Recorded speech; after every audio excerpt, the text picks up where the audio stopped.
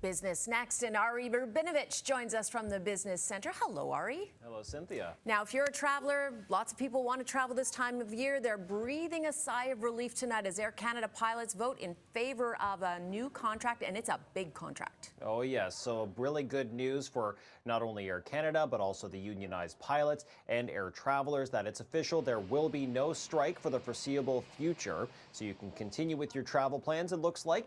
So Air Canada's more than 5,000 pilots voted to ratify the deal, which would see a 42% raise over the course of the contract, which expires in 2027. Air Canada says that this now makes their pilots, more than 5,000 of them, the highest compensated pilots in the entire country, Cynthia. So that should come as some good news. But it's worth noting that although the union did vote in favor of the deal and ratifying it, it's about a third of those unionized members actually were not in favor of it. So it's just something to keep in mind as we head towards the next few years with this contract, which again expires in 2027. But everybody's taking this as good news right now. All right. And this is not good news for one of Canada's biggest banks. It's facing a hefty fine south of the border. Like, we're talking a big fine.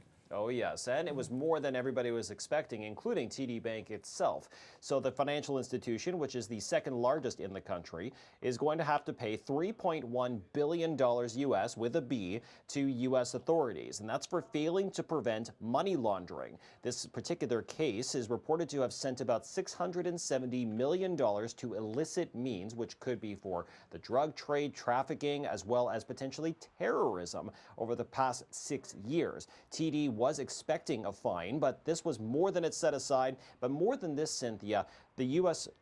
authorities have actually also handed down a penalty of they are capping TD's U.S. assets. So it means they really can't expand as much as they wanted to, and that's going to hurt their bottom line in the long run.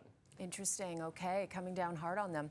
Domino's Pizza. I mean, who doesn't like pizza? You must love pizza. Of course. I know you love burgers, so you love pizza too?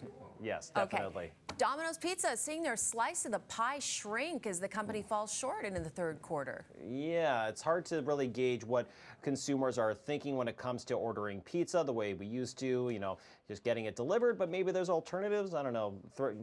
Heating up a frozen pizza is always something that you could do. It might be a little bit cheaper. But one thing's for sure is Domino's is seeing a big drop in revenue overall. And it's, of course, because of the budget-conscious consumer. It's pretty much being seen across the board for the food industry, like we've been seeing in fast food, for instance. Domino's has been trying to incentivize customers by giving them more discounts. They've also revamped their rewards program, but it hasn't been doing enough. Although profits did beat expectations, Cynthia, so investors are still somewhat okay with these results. It's just not the best trend going forward. It is a sign, though. We were talking about, even junk food. Their bottom lines are dropping too. We were talking about the French fries earlier this week. And French fries, yeah. You know what? It's a tough time to be snacking on junk food, unfortunately, Cynthia. Definitely. But our waistlines probably will be happy about it. All right, Ari. As always, good to see you. Take care. You as well.